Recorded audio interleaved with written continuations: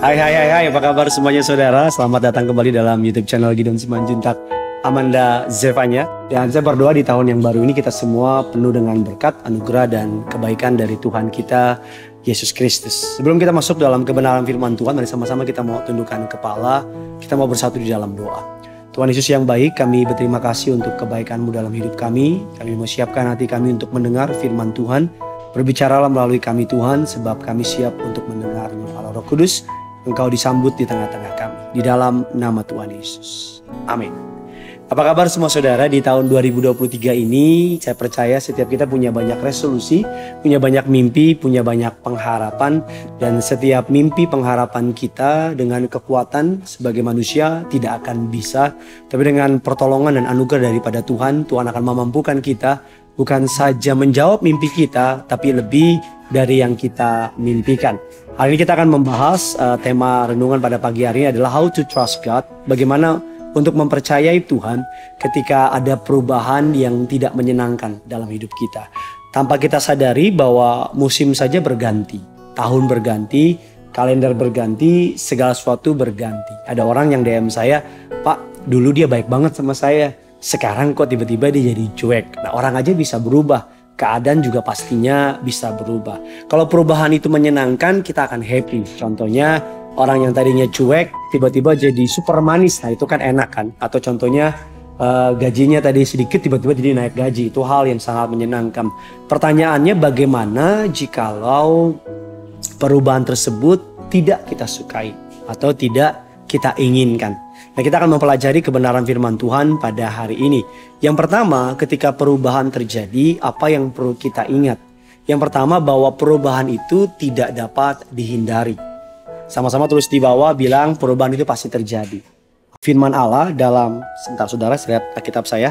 Dalam Kejadian 8 ayatnya yang ke-22, selama bumi masih ada, tak akan berhenti-henti musim menabur, menuai, dingin, panas, kemarau, hujan, siang, dan malam. Dari ayat yang kita baca kita tahu bahwa selama bumi masih berputar, maka selalu akan ada perubahan. Siang akan digantikan dengan malam, malam akan digantikan dengan pagi. Untuk setiap orang ada masanya, untuk setiap masa ada orangnya. Gak selalu kita di atas, ada kalanya kita di bawah. Dan ada kalanya di bawah, di atas. Walaupun kita percaya bahwa anak Tuhan, kita terus naik, bukan turun. Walaupun kelihatannya sekarang turun, tapi Tuhan bekerja di balik layar untuk memberkati setiap kita. Nah, perubahan itu tidak dapat dihindari. Itu yang perlu kita pahami. Bahwa pasti ada perubahan. Pasti ada yang namanya kehidupan ini, ada sesuatu yang berubah. Suka nggak suka, mau nggak mau, akan ada perubahan. Nah, kita perlu ingat itu bahwa hidup ini tidak selamanya. Akan selalu ada perubahan.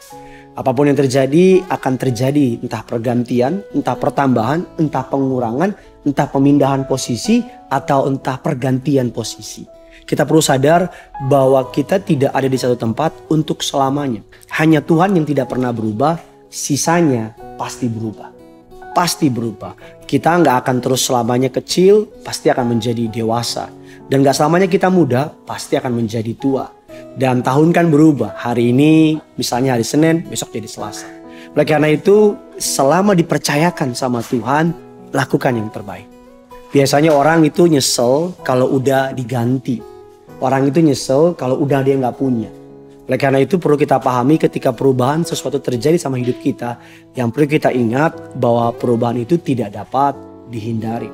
Yang kedua, apa yang perlu kita ingat ketika perubahan yang tidak kita suka terjadi dalam hidup kita. Yang kedua, Roma 8 ayat yang ke-28 mengatakan demikian. Kita tahu sekarang bahwa Allah turut bekerja untuk mendatangkan kebaikan bagi mereka yang mengasihi Dia. Yang kedua, bahwa perubahan itu memang tidak selalu menyenangkan, tetapi Tuhan membawa itu untuk mendatangkan kebaikan buat kita. Perubahan memang tidak selalu menyenangkan, tapi Tuhan membawa itu untuk mendatangkan kebaikan bagi kita. Berapa hari yang lalu, anak saya yang pertama, Genesaret, masuk sekolah, Bapak Ibu. Dan dia masuk sekolah, dan sekolahnya menyuruh anak saya untuk tidak boleh didampingi oleh orang tuanya. Anak saya itu deket banget sama saya, apalagi sama mamanya. Kalau bangun pagi pasti yang dicari, pasti berdoa, habis itu mamanya. Baru belakangan mungkin papanya, ya kan saudara ya. Nah, ketika masuk sekolah, dia harus sendirian.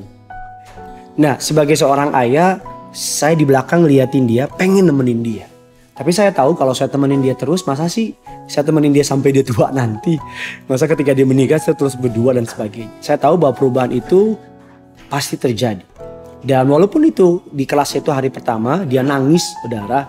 Dia mana mama, mana papa. Tapi saya tahan diri saya untuk membiarkan dia bertumbuh. Saya tahan diri saya untuk mengizinkan Genesaret bertumbuh, menemukan kekuatannya. Oleh karena itu, Tuhan dapat memakai perubahan untuk mendatangkan kebaikan. Ada beberapa orang ketika masa pandemi kemarin, ekonominya dihajar Tuhan. Karena mengalami PHK dari pekerjaannya. 1-2 bulan dia marah karena harus berbuat apa.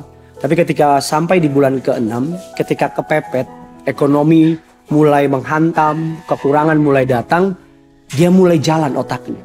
Dan dia membuat sebuah makanan snack, keripik-keripikan. Keripik yang dikasih keju, keripik yang dikasih coklat dan sebagainya. Dia jual ke tetangganya dan pada suka. Dan dia jual ke temennya pada suka karena lagi COVID. Jadi iklan sosial media jadi sangat masif. Dan hasil dia punya omset beberapa kali dari gaji. Di situ dia baru sadar bahwa Tuhan membuat suatu hal yang buruk agar dia keluar dari zona nyamannya. Saya percaya bahwa kita harus memiliki pola pikir seperti itu. Bahwa sekalipun perubahan tidak selalu kita sukai, tidak selalu menyenangkan buat kita, tapi Tuhan dapat memakai perubahan untuk mendatangkan kebaikan.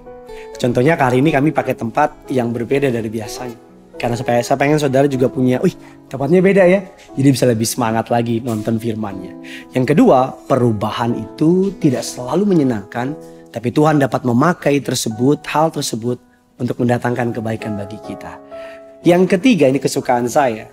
Bagaimana ketika saya harus menyikapi perubahan yang tidak saya sukai dalam hidup saya.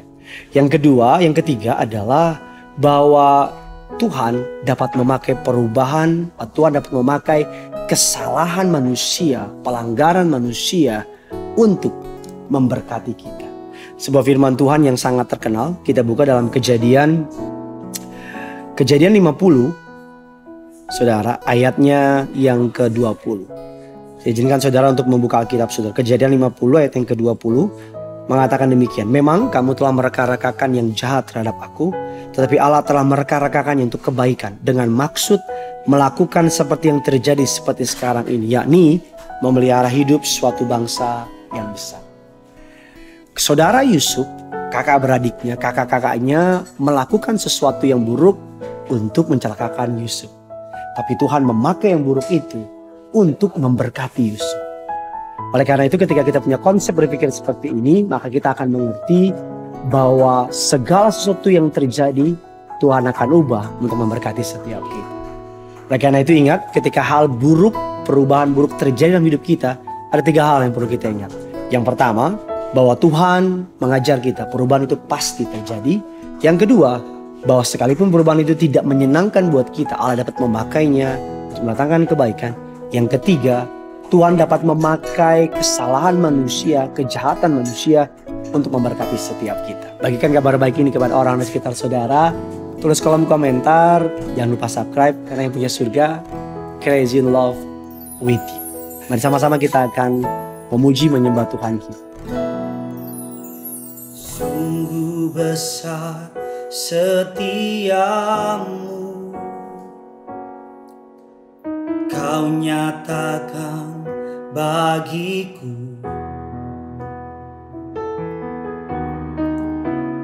Kau Bapa yang selalu mengerti isi hatiku.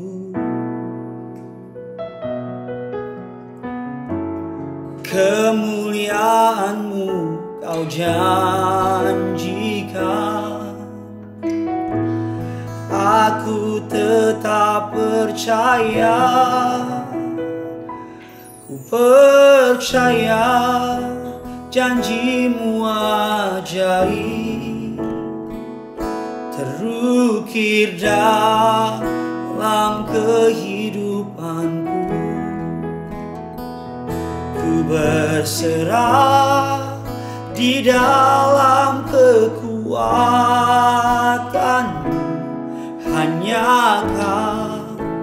segalanya bagiku. Ku percaya janjimu ajaib, terukir dalam kehidupanku. Ku berserah di dalam kekuatanmu. Ku percaya.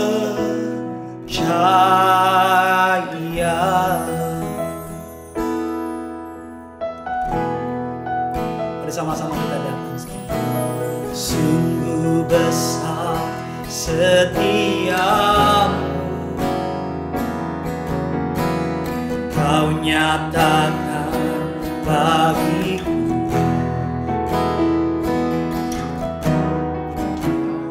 Kau Bapa yang selalu mengerti isi hatiku. Mari sama-sama datang sama Tuhan. Kemuliaan-Mu Kau janji, kemuliaan-Mu Kau janjikan. Aku tetap percaya, percaya janjimu ajaib, terukir dalam kehidupanku. Ku berserah di dalam kekuatanmu. Hanya Kau segalanya bagiku. Percaya janjimu ajaib, terukir dalam kehidupanku. Ku berserah di dalam kekuatanmu. Ku percaya.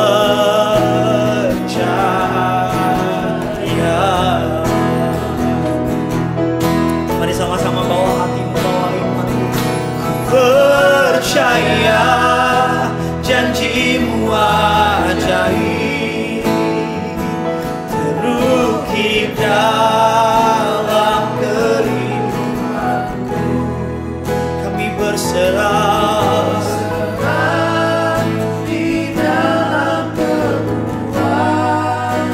Hanya Kau segalanya, segalanya bagiku.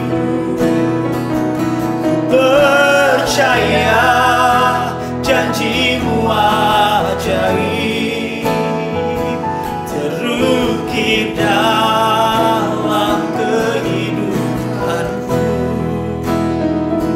Ku berserah di dalam kekuatanmu.